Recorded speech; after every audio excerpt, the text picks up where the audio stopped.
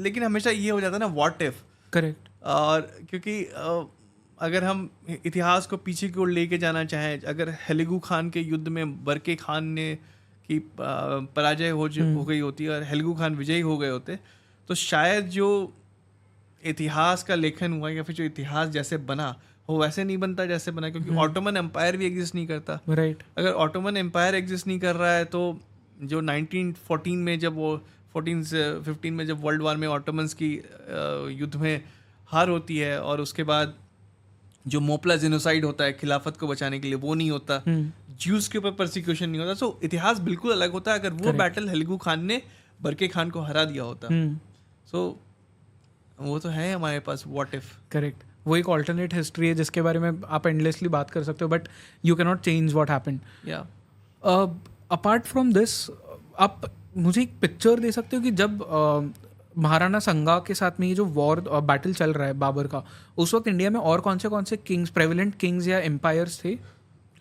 सो उस समय तक in fact Vijayanagara was continuing to some form. अच्छा, okay. It is continuing to some form. और उसके साथ साथ इन द ईस्टर्न पार्ट हमारे साथ अहोम डायनेस्टी है जो प्रिवेल कर रहा है वेरी स्ट्रांगली।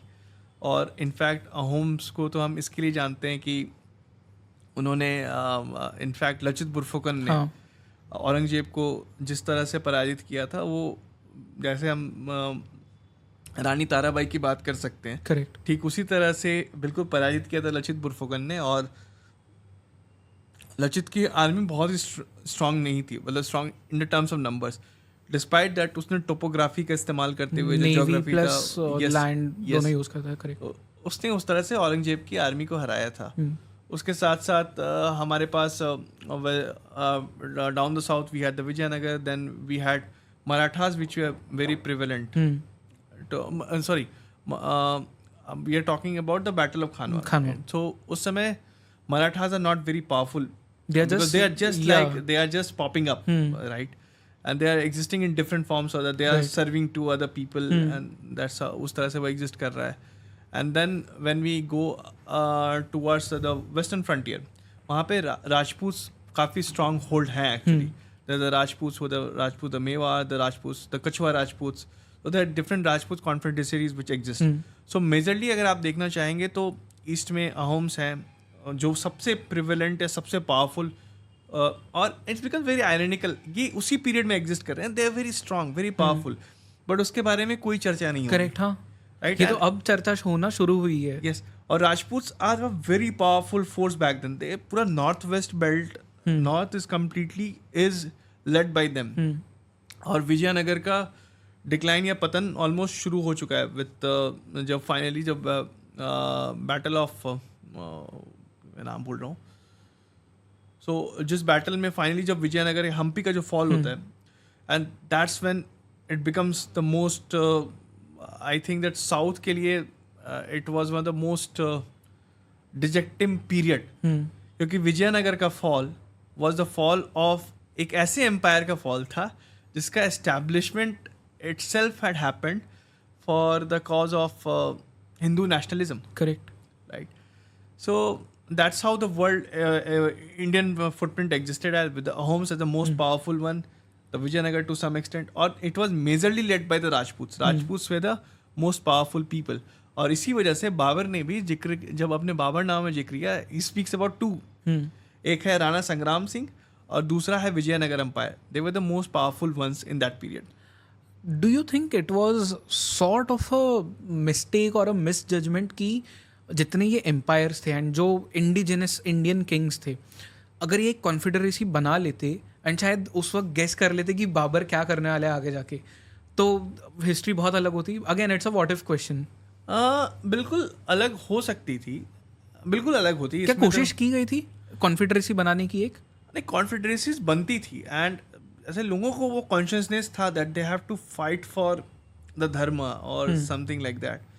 लेकिन ये जो बाबर का पीरियड की जब हम बात करें, उस समय इस तरह की कॉन्शियसनेस नहीं थी. ओके, ये कॉन्शियसनेस को सबसे ज़्यादा अगर किसी ने जगाया तो मराठास थे. बिकॉज उनका ये, जब हिंदवी स्वराज्य की हम बात करते हैं, वो था east to west, north to south. ये सैफ्रनाइजेशन हो जाना है या फिर हिंदू एम्पायर या हिंदवी स्वराज एग्जिस्ट करेगी. हैंदवी स्वराज्य का मतलब है हिंदुओं का राज्य, हैंदवियों का राज्य। और कई बार लोग ये बोलते हैं कि हैंदवी को वो हिंदी से रिलेट करना चाहते हैं, नॉट विथ हिंदू। लेकिन जो हिंदू शब्द भी आता है वो सबसे पहले जब डरायस प्रथम ने यूज़ किया था, जो कि एक पर्शियन राजा था इन 5th सेंचुरी BC, उसके इंस्क्रिप्शन में हैंदवा शब्द का प्रयोग किया गया है। ओके। तो हिंदूज को हैंदव की तरह ही देखा जाता था। It's a very old term और ये कोई नया टर्म नहीं है। सो हमको शायद ये कभी पता नहीं चलेगा कि छत्रपति शिवाजी ने ये शब्द का प्रयोग, क्योंकि हमारे पास ज़्यादा उसके लिए प्राइमरी सोर्सेज भी नहीं है। We actually don't have a lot of primary sources, right. तो कभी हम इस्टेब्लिश नहीं कर पाएंगे।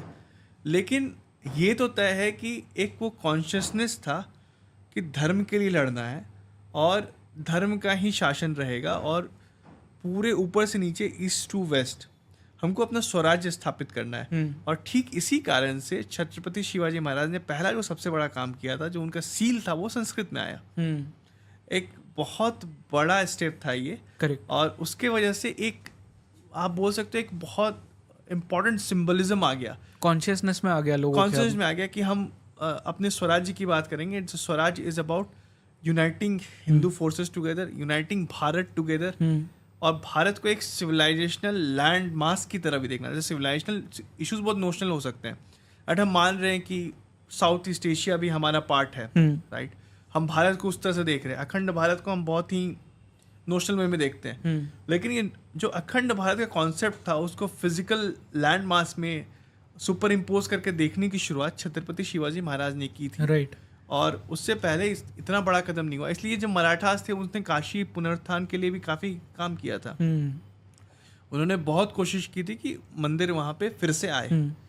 सो ये अब आप इमेजिन करो, डाउन द डेक्कन साउथ, मतलब डेक्कन मतलब दक्षिण में रह करके ऊपर नॉर्थ में काशी की बात हो रही है। तो ऐसा नहीं है कि वो कॉन्शियसनेस नहीं था। अब जब हम इस कॉन्शियसनेस की बात कर रहे हैं, अभी भी जब सदर्न इंडिया में शादियाँ होती है तो वहाँ पे शादी के दौरान जो दूल्हा होता है वो काशी की तरफ कदम बढ़ाता है, क्योंकि एक ट्रेडिशन था कि जब आप काशी यात्रा पे जाते हैं, काशी, और it is happening down in the south, Kashi is up in the north, बहुत डिस्टेंस है। सो आप ये समझने की कोशिश करो कि धार्मिक कॉन्शियसनेस कितना ज़्यादा था, कितने लोग इस फैक्टर से टाइट थे। तो कॉन्फिडेंशनरीज की जब हम बात करें, बिल्कुल ये उस वक्त उतने फोर्स में होकर के नहीं आई, राइट। लेकिन बाद में वो कॉन्शियसनेस जागा और हमने सोचा कि हमको साथ में मिलकर के, और इनफैक्ट जब छत्रपति शिवाजी महाराज ने जय सिंह को चिट्ठी लिखी, जब वो उन चिट्ठियों का एक्सचेंज हो रहा था, उन्होंने जय सिंह को बोला कि मेरा तो पूरा उद्देश्य है कि मैं दक्खन से मलेच्छों को भगा दूंगा, और हमको भी साथ में मिलकर के युद्ध लड़ना चाहिए, क्योंकि हमको पूरे भारतवर्ष में हैंदवी स्वराज्य को इस्टेब्लिश करना है, राइट। और ये आपकी और मेरी बात नहीं है, ये हैंदवी स्वराज्य की बात है। ये उन्होंने बहुत क्लियरली उस चिट्ठी में लिखी है। सो इससे ये बिल्कुल क्लियर हो जाता है कि वो जो कॉन्शियसनेस था वो छत्रपति शिवाजी महाराज में बिल्कुल क्लियर था।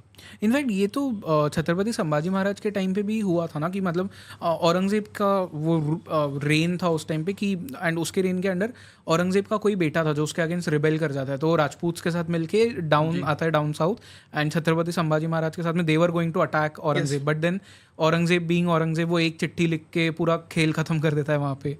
बट देन ये क्वेश्चन मैंने आपसे इसलिए पूछा क्योंकि आपने मेंशन किया था कि बाबर खुद को घोरी एंड गजनी के बाद में तीसरा वो उस तरह का एक किंग या एम्परर समझता था। मैं बहुत पहले, दिस इज़ ईयर्स बैक, जब हमने रिसेंटली पॉडकास्ट स्टार्ट किया था, तो मैं वीरेंद्र सिंह राठौर जी से बात कर रहा था about Rajput history and Prithviraj Chauhan ji के बारे में। तो उन्होंने मुझे ये चीज़ कही थी कि कॉन्फेडरेसीज बनी थी घोरी को रोकने के लिए, एंड इनफैक्ट बहुत हद तक वो सक्सेसफुल भी हो गए थे। गुजरात में वो एक पैसेज था, रानी का नाम मैं भूल रहा हूँ, कोई रानी थी गुजरात की जिनके ऊपर एक फिल्म भी आने वाली है अभी, I can not recall the name, but एक रानी थी गुजरात से, तो उनके साथ में मिलके कई सारी कॉन्फेडरेसीज बनी थी, एंड घोरी को उन्होंने बहुत बुरी तरह से मार पीट के भगाया था। इनफैक्ट वो ऑलमोस्ट मरने